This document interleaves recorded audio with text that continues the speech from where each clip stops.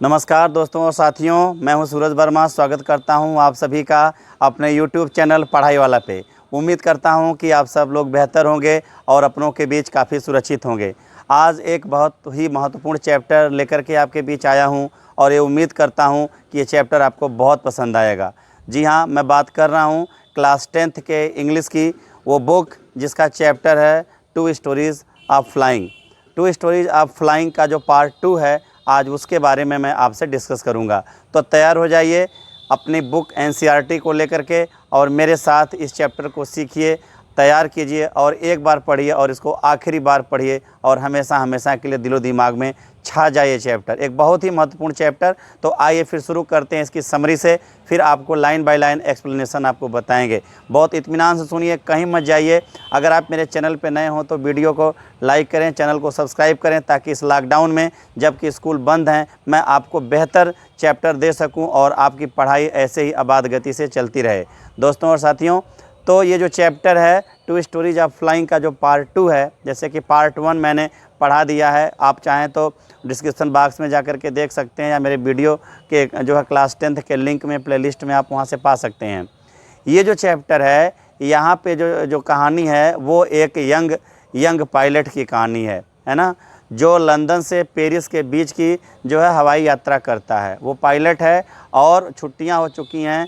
उसका शौक़ है या उसकी एक इच्छा है कि वो छुट्टियों में अपने घर पे नाश्ता करे। वो रात में जब पूरा शहर सो रहा होता है, उस समय वो एरोप्लेन लेकर के चलता है जिसका नाम है डेकोटा और उसका फ़्लाइट नंबर है 088। रात में जब घड़ी में देखता है तो 1:30 बज चुके होते हैं, यानी 1:30 बजे की सुबह होती है। चूँकि ट्रेन हुआ या प्लेन हुआ, इसमें 24 घंटे का टाइम होता है। 1:30 बज चुका होता है, पूरा शहर सो रहा होता है, शांत होता है और शहर के ऊपर जब उसकी प्लेन गुजरती है तो चारों ओर नीचे देखता है तो छोटी छोटी लाइटों से पूरा शहर जगमगा रहा होता है।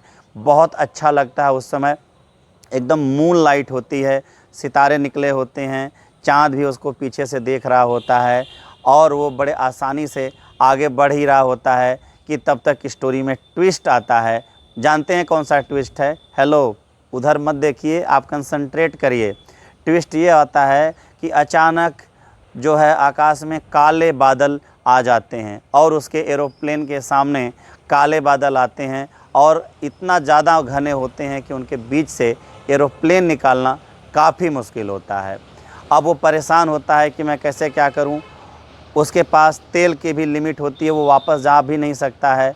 अब कितनी डिस्टेंस है? 150 किलोमीटर की डिस्टेंस लंदन और फ्रांस की एरियल डिस्टेंस होती है उस समय, जहाँ पे वो जो है अपनी जहाज़ उड़ा रहा होता है। तब तक किस्मत की बात है कि एक प्लेन आता हुआ दिखाई देता है। प्लेन में से एक पायलट हाथ जो है हिलाता है और उसको बोलता है कि फॉलो मी, फॉलो मी। अब वो उसको फॉलो करता है। फॉलो करता हुआ जब जाता है आगे, तो आगे जो है कुछ देर के बाद धुंध ख़त्म होती है और वो वाइट पट्टियाँ दिखाई देती हैं। जब अपने आप को कंट्रोल करता है तो देखता है कि उसका प्लेन रनवे पे आ गया है। रनवे पे जब उसकी अपना प्लेन उतर जाती है, लैंड कर जाती है, वहाँ से वो वापस आता है कंट्रोल रूम में और लेडीज़ से पूछता है कि किसकी फ़्लाइट थी, कौन पायलट था। मैं उसका थैंक यू बोलना चाहता हूँ जिसने इस परेशानी से, इस अनफॉर्चुनेट कंडीशन से मुझको बाहर निकाला। तो बड़ा सरप्राइजिंग बात यहाँ पे वो होती है कि वो लेडी बोलती है कि आप गलत समझ रहे हैं, कोई भी फ़्लाइट नहीं उड़ा रहा था। उस टाइम सिर्फ आपकी ही फ़्लाइट जो है स्काई में थी, आप अकेले थे और दूसरा कोई नहीं था। तो कहानी यहीं पे आकर के ख़त्म हो जाती है इस मैसेज के साथ कि हमारी कुछ जो इच्छाएं हैं, कुछ जो ख्वाहिशें हैं, कभी कभी हमारे लिए मुसीबत का बहुत बड़ा सबब बन जाती हैं, कष्टकारक हो जाती हैं। तो हमें उन सब चीज़ों पे बहुत ध्यान देना चाहिए। लेकिन मुसीबतें कितना भी आएँ, अगर हमारे पास फर्म डिटर्मिनेशन है तो हम अपने वांछित उद्देश्य को प्राप्त कर सकते हैं और उस समस्याओं से निजात पा करके उनसे उबर सकते हैं। तो हम लोगों के अंदर दृढ़ इच्छा शक्ति होनी चाहिए। तो ये था स्टोरी की समरी। अब मैं आपको लाइन बाय लाइन एक्सप्लेनेशन बताता हूँ। शुरू करते हैं। द चैप्टर है द ब्लैक एरोप्लेन, जिसे लिखा है फ्रेडरिक ने। ये बहुत ही महत्वपूर्ण चैप्टर, अब मैं आपको इसकी लाइन बाय लाइन बता रहा हूँ। सबने मैंने आपको बता ही दी। The moon was coming up in the east behind me. जो रात का समय है, मैंने जैसा कि बताया था रात के 1:30 बज रहे थे और वो अपनी एरोप्लेन लेकर के डेकोटा लेके निकला था। The moon was coming up in the east, कि जो मून है मेरे ईस्ट साइड से आ रहा था, बिहाइंड मी, मेरे पीछे। And stars were shining in the sky, और जो स्काई में जो है मेरे अबव मी, मेरे ऊपर जो तारे जो है आकाश में टिमटिमा रहे थे, देवर, है ना, shining. There was not a cloud in the sky, और स्काई में कोई भी बादल नहीं था, पूरा आसमान साफ था। Means that was a very suitable time for me to fly my aeroplane. I was happy to be alone high up above the sleeping countryside, और मैं उस समय अपनी एरोप्लेन के साथ बहुत ऊंचाई पे था। और ये दूसरी बात है कि स्लीपिंग कंट्री साइड, पूरा शहर के लोग, सभी लोग सो रहे थे। I was flying my old Dakota aeroplane over France back to England, है ना, बैक टू इंग्लैंड, इंग्लैंड से वापस आते समय फ्रांस के ऊपर उस समय मेरी पुरानी जो है डेकोटा एरोप्लेन उड़ रही थी। I was dreaming of my holiday and looking forward to being with my family, है ना। I was dreaming of my holiday, मैं सपना देख रहा था कि मेरी छुट्टियां हो जाएं और मैं अपने परिवार के बीच रहूं। हर व्यक्ति की ख्वाहिश होती है कि जब वो अपने प्रोफेशनल लाइफ से थोड़ा सा रिलैक्स पाता है तो सोचता है कि छुट्टियां मिलें, अपने परिवार के बीच हम समय बिताएं, तो उसकी भी अपनी इच्छा थी। I looked at my watch, जब मैंने अपने घड़ी पे देखा, ध्यान दीजिए यहाँ पे एट वर्ड आया, एट मतलब होता है पर्टिकुलर। मैंने अपने जब घड़ी पे देखा 1:30 इन द मॉर्निंग, सवेरे के 1:30 बजे थे। सवेरे के यहाँ पे मॉर्निंग टर्म इसलिए यूज किया है, मैंने आपको बताया था कि जो ट्रेन का टाइम होता है या जो एरोप्लेन का टाइम होता है वो 24 आवर पे डिपेंड करता है। रात में 12 बजे के बाद का जो टाइम होता है उसे मॉर्निंग का टाइम कहा जाता है, चूँकि 1:30 बज रहे थे, ठीक है। I should call Paris control room, उसने सोचा कि जो फ्रांस की कैपिटल है, जो राजधानी है पेरिस, अब वहाँ के कंट्रोल रूम पे फ़ोन करते हैं। कंट्रोल रूम में जो एरोप्लेन का जो कंट्रोल रूम होता है एयरपोर्ट पे, जहाँ पे रडार वगैरह होते हैं जिससे प्लेन की एक्टिविटीज़ वगैरह पता चलती हैं, ये आपको पता होगा। उसने वहाँ पे फ़ोन किया कि ताकि मैं लोकेशन लूँ और मुझे कितने एंगल के डायरेक्शन में मुझे अपने प्लेन को मोड़ना होगा या डायरेक्ट करना होगा, इसके लिए उसने कंट्रोल रूम में फ़ोन किया। As I looked down past the nose of the aeroplane I saw the light of big city in front of me, है ना, कि जब मैंने नीचे देखा तो मैंने क्या देखा, big city in front of me, lights, कि एक बहुत बड़े शहर को अपने सामने देखा जहाँ पे लाइटें चमक रही थी, जगमगा रही थी। आई saw the radio and said Paris control Dakota DS-088 here, can you hear मी। ये उसने पहला मैसेज दिया कंट्रोल रूम से। डेकोटा DS-088 वो उसके प्लेन का नंबर था, और बोला कि क्या आप मुझे सुन सकते हैं, I am on my way to England over, मैं अपने इंग्लैंड के रास्ते पे हूँ। जो एरियल जो हवाई रास्ते होते हैं जो ऊपर जो है, जो डायरेक्शन के लिए उसने वहाँ पे फ़ोन किया। I check the map and the compass switched over to my second and last fuel tank.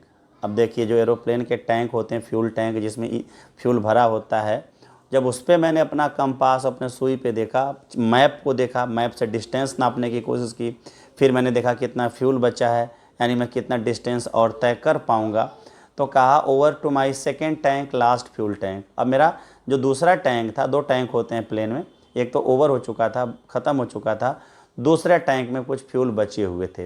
And turned the Dakota 12 degree waste towards England, है ना, और वहाँ से बोला गया, देखिए यहाँ पे लिखा ना कि the voice from the radio answered me immediately, तुरंत वहाँ से कंट्रोल रूम से आवाज़ आई DS-088। उसने कंट्रोल रूम में जो बैठा होगा उसने चेक किया होगा रडार पे location. I can hear you, you ought to turn 12 degree west now DS-088 over. उसने मैसेज दिया कि आप जो है वेस्ट डायरेक्शन में 12 डिग्री पे जो है अपने उसको टर्न कर लीजिए प्लेन को। तो वही आगे आके बोल रहा है, कह रहा है and turn the Dakota 12 degree waste towards England, और मैंने इंग्लैंड की ओर 12 डिग्री वेस्ट की ओर मैंने अपने प्लेन को मोड़ लिया। I will be in the time for breakfast I thought, मैंने सोचा कि नाश्ता का जब समय होगा अपने परिवार के बीच में, उस समय पहुंच जाऊंगा। A good big English breakfast, एक बहुत बड़ा बिग इंग्लिश ब्रेकफास्ट, मतलब वो बहुत एक्साइटेड था कि अपने फैमिली के बीच में जाएगा, नाश्ता करेगा। तो वो अब बहुत जल्दी में था। He was in a haste, everything was going well, सब कुछ ठीक ठाक जा रहा था। It was an easy flight, ये एक ईजी फ्लाइट थी, मतलब आसानी से उड़ रही थी, कोई प्रॉब्लम नहीं हो रही थी। Paris was about 150 kilometre behind me when I saw the cloud. जब मैंने बादल देखे आकाश में तो 150 किलोमीटर की और यात्रा रह गई होगी। जो एरियल डिस्टेंस थी पेरिस और इंग्लैंड के बीच में, वो 150 किलोमीटर की रह गई होगी। तब तक अचानक मैंने अपने आंखों के सामने काले काले बादल देखे, स्टॉर्म क्लाउड्स, बादलों का एक बहुत बड़ा सा तूफान। देवर ह्यूज, बहुत बड़े, बहुत ज़्यादा थे वो। They looked like black mountains standing in front of me across the sky. ऐसे लगता था अक्रॉस द स्काई, स्काई की आर पार बहुत बड़े बड़े काले माउंटेन के तरीके से मेरे सामने खड़े थे। अब उसके बीच से होकर के मुझे जाना था। अगर मैं वापस जाता तो हो सकता था मेरे टैंक में उतना फ्यूल ना हो कि मैं रिटर्न पहुंच जाऊं, और उसको चीरते हुए जाना तो एक बहुत बड़े डिटर्मिनेशन की बात थी, दृढ़ इच्छा शक्ति की बात थी। और मैं उसको कर पाऊंगा कि नहीं, कैसे निकलूंगा, ये थोड़ी सी बड़ी बात थी मेरे लिए। पर मैंने अपनी हिम्मत नहीं छोड़ी, है ना। I knew I could not fly up and over them, और मैं ये भी जानता था कि उन बादलों के ऊपर से भी मैं नहीं ले जा सकता हूँ। And I did not have enough fuel to fly around them to the north और साउथ। और चूंकि आखिरी टैंक में मेरे फ्यूल बचा हुआ था, और ऐसा भी नहीं था कि उसके नॉर्थ साउथ में पोल के चक्कर लगाऊं और इस तरीके से मैं वहाँ से उबर पाऊं, ऐसा भी पॉसिबल नहीं था। I ought to go back to Paris, मैंने सोचा कि पेरिस वापस चलते हैं। एक अचानक मेरे दिमाग से जो बिग इंग्लैंड वाला ब्रेकफास्ट का ख्वाब था वो ख़त्म हो गया, क्योंकि प्राइम ऑब्जेक्टिव था मुझे अपनी लाइफ को बचाना। मैंने सोचा कि चलो वापस पेरिस चलते हैं। अब क्या हुआ, I thought but I wanted to get home, लेकिन मैं अपने घर जाना चाहता था। आई वॉन्टेड दैट ब्रेकफास्ट, मुझे वो नाश्ता चाहिए था।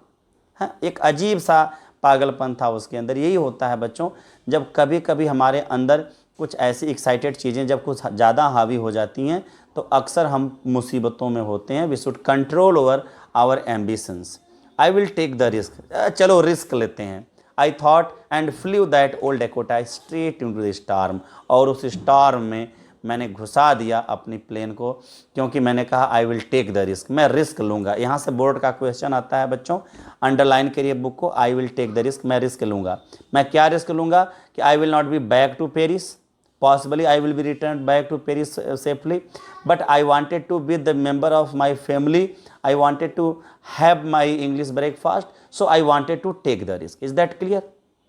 Inside the clouds everything was sudden black, और बादलों के बीच जैसे ही मेरी प्लेन पहुंची चारों ओर काला काला हो गया।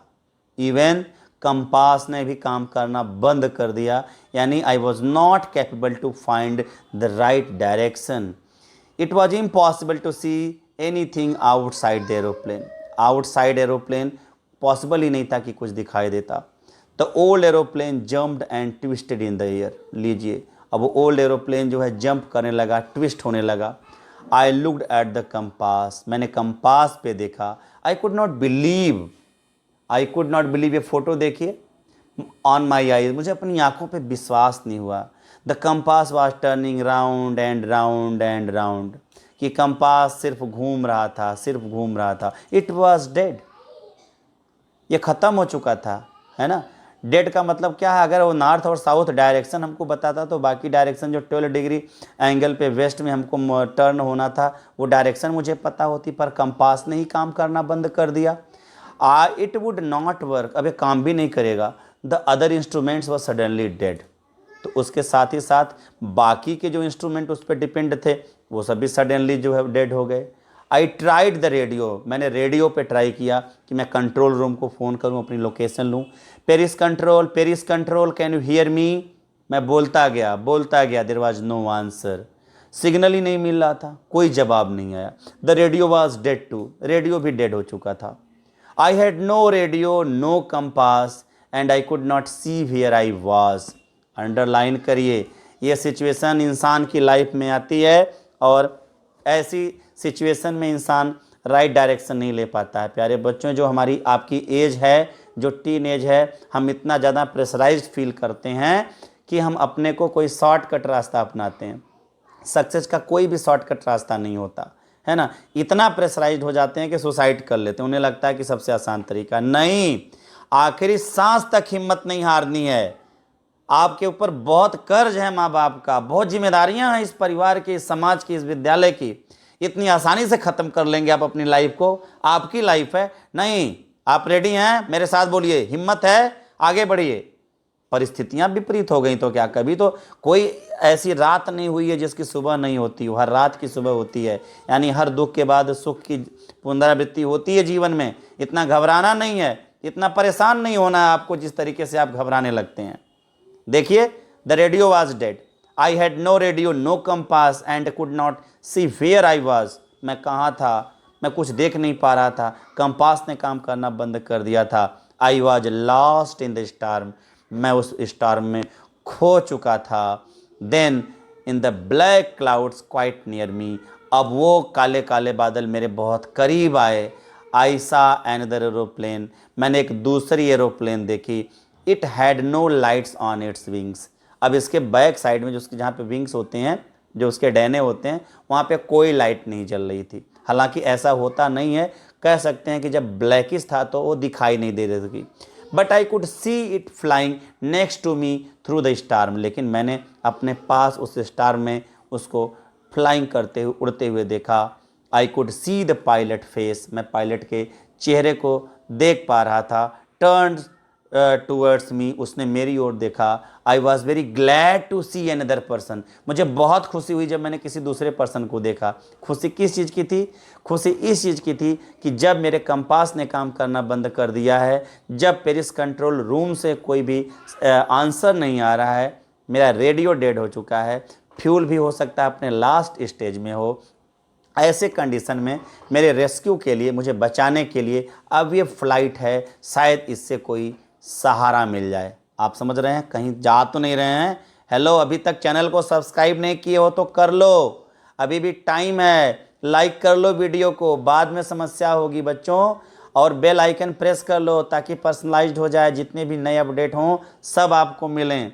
और पॉजिटिव कमेंट जरूर किया करो मेरे वीडियो पे, डिसलाइक करने से कुछ नहीं होगा। If you are not capable to like the video and if you are oriented to dislike the video, I know that you will never be successful in your life. You should respect to the hard work of your teachers. I am right? Come to the next point. Yes. कह रहा है, देखिए, I was very glad to see another person. He lifted one hand and waved. उसने एक हाथ उठाया और मेरी ओर हिलाया। Follow me, he was saying follow me. वो कह रहा था मुझे पीछा करो, मेरे पीछे आओ, मुझको फॉलो करो। यानी तुम्हारे एरोप्लेन में प्रॉब्लम आ गई है तो मुझको फॉलो करो, तुम्हें आसानी होगी। ठीक है, कोई दिक्कत? अच्छा। He turn his aeroplane slowly to the north, उसने अपनी एरोप्लेन को स्लोली स्लोली नॉर्थ की ओर मोड़ दिया। In front of my Dakota, मेरे डेकोटा प्लेन के सामने से। So that it would be easier for me to follow him, ताकि ये मेरे लिए बहुत आसान हो जाए कि मैं उसको फॉलो कर सकूं। I was very happy to go behind the strange aeroplane like an obedient child. जिस तरीके से एक आज्ञाकारी बच्चा अपने फॉलोअर को, अपने पेरेंट्स को फॉलो करता है बिना किसी कंप्लेन के, बिना कोई शिकायत के, उसी तरीके से मैंने उस जो स्ट्रेंज प्लेन थी उसके पीछे पीछे मैंने चलना शुरू कर दिया, उसके पीछे पीछे, ताकि मैं अपने डेस्टिनेशन को पा सकूं या इस इंसिडेंट से बच सकूं। आपको क्या लगता है, उसके पास कोई और ऑप्शन था? कोई और ऑप्शन बचा था उसके पास जिसको वो करता और बच जाता? तो जवाब है कि कोई ऑप्शन नहीं था। After half an hour the strange black aeroplane was still there in front of me in the clouds. आधे घंटे बाद मैंने देखा कि अभी भी जो अजीब सा एरोप्लेन मेरे आंखों के सामने था उस बादलों में। Now there was only enough fuel in the old Dakota last tank to fly for 5 or 10 minutes more. अब जो मैंने ऑब्जर्व किया कि मेरे प्लेन में 10 से 15 मिनट और उड़ान भरने के लिए फ्यूल बचा हुआ था। I was starting to feel frightened again. मुझे फिर मेरे अंदर डर समा गई कि ये 5 से 10 मिनट के लिए उड़ान का तेल भरा है, पता नहीं इस बीच में अपने डेस्टिनेशन पे पहुंच पाऊंगा कि नहीं। It was a runway. अब देखिए, suddenly but then he started to go down and followed through the storm. फिर देखा मैंने धीरे धीरे वो प्लेन नीचे की ओर जाने लगा। मैंने उसको फॉलो किया। Suddenly I came out of the cloud and saw 2 long straight lines of light in front of मी। अचानक मैं उन बादलों से बाहर निकला और 2 सीधी लाइनें देखी अपने आंखों के सामने। इट वॉज अ रनवे, ये रनवे आ चुका था। एन एयरपोर्ट, मेरा एयरपोर्ट आ चुका था। आई वॉज सेफ, मैं सुरक्षित था। I turn to look for my friend in the black aeroplane.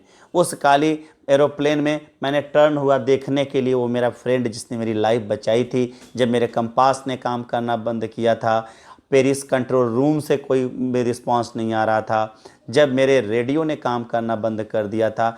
ऐसे समय में वो स्ट्रेंज प्लेन और वो जो ब्लैक प्लेन थी उसने मेरा सपोर्ट किया। रनवे पे मेरी प्लेन लाई, मैंने उसको फॉलो किया। मैं उस आदमी को देखना चाहता था, है ना। But the sky was empty, लेकिन जब मैंने देखा तो पूरा आसमान साफ था, कुछ था ही नहीं। देयर वॉज नथिंग देयर, वहाँ पे कुछ नहीं था। The black aeroplane was gone, और वो ब्लैक एरोप्लेन तो जा चुका था। I could not see it anywhere, मैंने उसे कहीं नहीं देखा। I landed and was not sorry to walk away from the old Dakota near the control room, है ना। मैं लैंड कर गया। I went and asked a woman in the control centre where I was and who the other pilot was. जब मैं control room में गया वहाँ पे एक लेडी बैठी हुई थी। I was so curious to know about that strange plane, about the black plane, and I wanted to know my real location where I was and what happened with my aeroplane because my compass and my radio both were remained dead. So I wanted to know these answers and I wanted to know about that strange person who was just flying the aeroplane and who supported me, who guided me a lot and who kept me safe landing of my plane. I went and asked a woman in control center where I was and who the other pilot was. I wanted to say thank you, वो कौन था, मैं कहाँ था, मैं उसको thank you बोलना चाहता था। She looked at me very strangely, उस औरत ने कंट्रोल रूम में जो बैठी थी बड़ी अजीब नज़रों से देखा एंड देन लाफ्ड, और वो हंसना शुरू कर दी। अनदर एरोप्लेन, दूसरी एरोप्लेन कौन थी? There is in this storm, इस तूफान में और दूसरी एरोप्लेन कौन सी हो सकती है? No other plane were flying tonight, आज की रात तो जो मैंने चेक किया रडार से कोई और दूसरी प्लेन नहीं उड़ रही थी। Yours was the only one I could see on the radar, आप ही की पहली प्लेन थी जो आप उड़ा रहे थे, मैंने रडार पे देखा। So who helped me to arrive there safely without a compass or a radio? फिर वो कौन व्यक्ति था जिसने मुझे रनवे पे या मेरी एरोप्लेन को लैंड कराने में बिना कंपास या बिना रेडियो के मेरा सपोर्ट किया। And without any more fuel in the my tank, और जो मेरे टैंक में बहुत ज़्यादा फ्यूल भी नहीं बचे थे, किसने मेरा सपोर्ट किया? Who was the pilot on the strange black aeroplane, उस ब्लैक एरोप्लेन में, स्ट्रेंज एरोप्लेन में कौन था? फ्लाइंग इन द स्टार्म, जो उस तूफान में उड़ा रहा था विदाउट लाइट, बिना लाइट के, है ना। कौन था ये? और यहीं पे ये कहानी ख़त्म हो जाती है। तो कहानी कहीं ना कहीं ये डाउट हमारे अंदर छोड़ के जाती है कि ये लड़का जो एरोप्लेन चला रहा था उसकी कंडीशन क्या थी। एक तरीके से आप समझ सकते हैं कहीं ना कहीं एक तरीके का उसका ये सपना रहा होगा एरोप्लेन चलाने का, और वो सपना वो देखा होगा और सपने में पूरी कहानी उसने कह दी होगी। जैसे क्लास 10th में एक पहले स्टोरी पढ़ाई जाती थी द वर्चुअली ट्रू, जहाँ पे कंप्यूटर चलाते चलाते गेम खेलते खेलते उस व्यक्ति की मेमोरी उसी कंप्यूटर में चली जाती है और वो कंप्यूटर डेड हो जाता है और वो आदमी कोमा में चला जाता है। एक साइकोलॉजिकल कंडीशंस हमारे साथ होती हैं कि दिन में जो हम सोचते हैं रात में वो सपने में देखते हैं। हो सकता है कुछ इस तरीके की कंडीशन इस लड़के के साथ रही हो, सपने में उसने देखा हो और चीज़ें हो गई हों। फिलहाल ये कहानी एक मैसेज हमको दे कर के जाती है कि हमें जो हमारी जो ख्वाहिशें हैं, हमारी जो इच्छाएँ हैं, है ना, डिजायर हैं, उससे हमें कंट्रोल करना चाहिए। कभी कभी इस डिजायर के चलते लाइफ में हमको प्रॉब्लम होती हैं, और जब लाइफ में हमारी प्रॉब्लम आती हैं तो फिर हमें घबराना नहीं चाहिए। हमें डिटरमाइंड होकर के, दृढ़ निश्चयी होकर के उन चीज़ों का, उन समस्याओं का डटकर सामना करना चाहिए, और इस तरीके से हम ज़रूर अपने उद्देश्य की पूर्ति कर सकते हैं। इस तरीके से वीडियो का ये पार्ट यानी द स्टोरी ऑफ फ्लाइंग का पार्ट 2 जो है यहाँ पे समाप्त होता है। फ्रेडरिक ने जो कहानी लिखी है, मुझे उम्मीद करता हूँ मैं कि आपको बेहतर तरीके से समझ में आ गई होगी। एक बार 1 या 2 घंटे के अंतराल के बाद इसको दोबारा आप NCERT से एक बार पढ़ लें। इसमें जितनी भी मीनिंग्स हैं सभी इम्पॉर्टेंट मीनिंग हैं। बोर्ड से हर साल इसमें से क्वेश्चंस आते हैं। तो आपके लिए बहुत आसानी होगी। कोई भी आपकी क्वेरीज़ हों, आप कमेंट बॉक्स में मुझको ज़रूर लिखें। कमेंट बॉक्स में good morning, good evening sir, thank you sir, ये सब नहीं, कमेंट बॉक्स में अपने क्वेश्चंस लिखें और कुछ पॉजिटिव कमेंट ज़रूर दिया करें ताकि हम लोगों को एनर्जी मिल सके, हम लोग बेहतर कर सकें। मैं इस उम्मीद के साथ फिर दूसरी वीडियो में मिलता हूं कि ये चैप्टर आपको बहुत समझ में आएगा और बोर्ड के एग्ज़ाम में इस चैप्टर से आने वाले सभी प्रश्नों के जवाब आप अच्छी तरीके से दे सकेंगे। इसी उम्मीद के साथ एक बार फिर आप लोगों से विदा लेता हूं। जय हिंद।